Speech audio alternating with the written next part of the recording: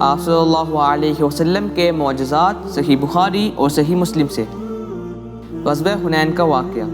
غزوہ حنین سن 8 ہجری کے موقع پر بنو حوازن کے تیر اندازوں کی وجہ سے مسلمانوں میں بھگدڑ مچ گئی اور مسلمان پیچھے ہٹنا شروع ہو گئے۔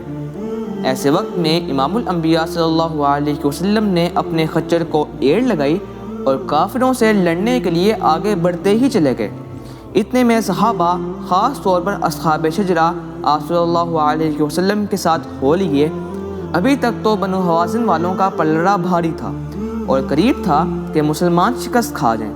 رسول اللہ صلی اللہ علیہ وسلم نے کنکریاں پکڑیں اور اسے کافروں کے چہروں پر دے مارا اور فرمایا، محمد کے پروردگار کی قسم، وہ شکست کھا گئے۔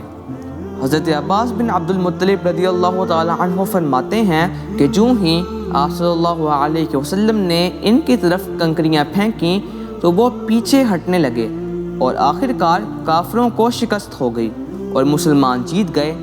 اس واقعے کا ذکر قرآن میں بھی ہے۔ غزوہ تبوک کا واقعہ۔ غزوہ تبوک کے موقع پر زیادہ راہ ختم ہو جانے کی وجہ سے فاقے لاحق ہو گئے۔ حضرت عمر رضی اللہ تعالی عنہ نے مشورہ دیا کہ آپ سب لوگوں کو ان کے بچے ہوئے زیادہ راہ سمیت بلوائیں، پھر اس پر ان کے لیے اللہ سے برکت کی دعا کیجیے، امید ہے کہ اللہ تعالیٰ اس میں برکت ڈال دے گا۔ رسول اللہ صلی اللہ علیہ وسلم نے فرمایا، ٹھیک ہے۔ آپ نے چمڑے کا ایک دسترخوان منگوا کر بچھا دیا، پھر لوگوں کا بچا ہوا زیادہ راہ منگوایا، کوئی مٹھی بھر کھجور، کوئی مٹھی بھر مکئی، کوئی روٹی کا ٹکڑا لانے لگا، یہاں تک کہ ان چیزوں سے دسترخوان پر تھوڑی سی مقدار جمع ہو گئی۔ رسول اللہ صلی اللہ علیہ وسلم نے اس پر برکت کی دعا فرمائی، پھر لوگوں سے فرمایا، اپنے اپنے برتنوں میں ڈال کر لے جاؤ۔ سب لوگوں نے اپنے برتن بھر لیے، یہاں تک کہ انہوں نے لشکر کے برتنوں میں سے کوئی برتن بھرے بغیر نہ چھوڑا۔ اس کے بعد سب نے مل کر اس دسترخوان سے سیر ہو کر کھانا کھایا، لیکن اس کے باوجود کھانا پھر بھی بچ گیا۔ اس وقت مسلمانوں کی تعداد 30,000 تھی اور یہ نبی صلی اللہ علیہ وسلم کا معجزہ تھا جو اس وقت ظاہر ہوا۔ غزوہ بدر کا واقعہ۔ حضرت عمر رضی اللہ تعالی عنہ فرماتے ہیں کہ رسول اللہ صلی اللہ علیہ وسلم ایک دن پہلے ہمیں بدر میں قتل ہونے والوں کے گرنے کی جگہیں دکھا رہے تھے اور آپ فرما رہے تھے، انشاءاللہ کل فلاں کا قتل ہونے کی جگہ یہ ہوگی۔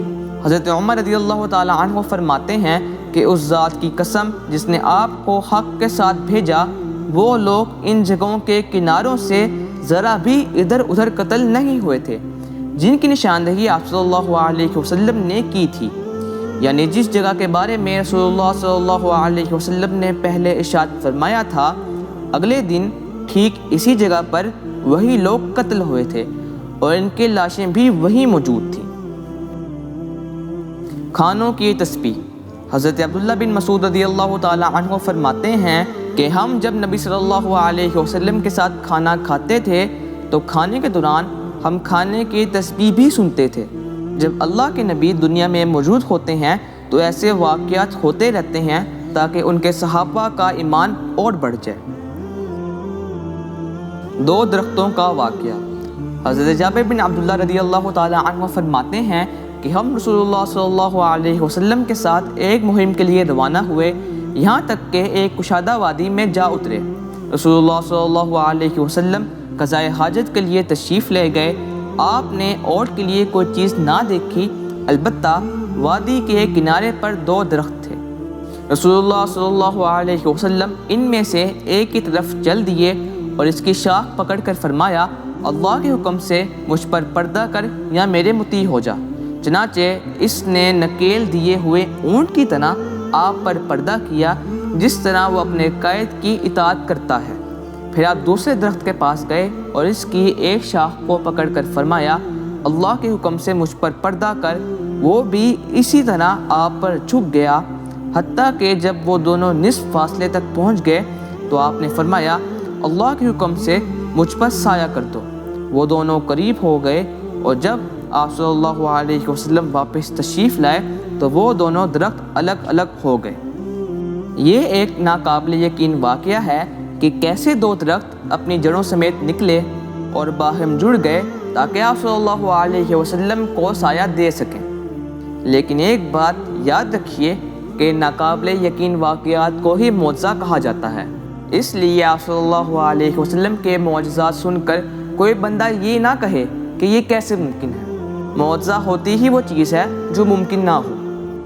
ایسے ہی آپ صلی اللہ علیہ وسلم کے معجزات، تبرکات اور خصوصیات جاننے کے لیے سیکھ اسلام کو سبسکرائب کیجیے اور بیل آئیکن کو کلک کیجیے۔ صدقہ جاریہ کے لیے اسے دوستوں کے ساتھ شیئر کیجیے۔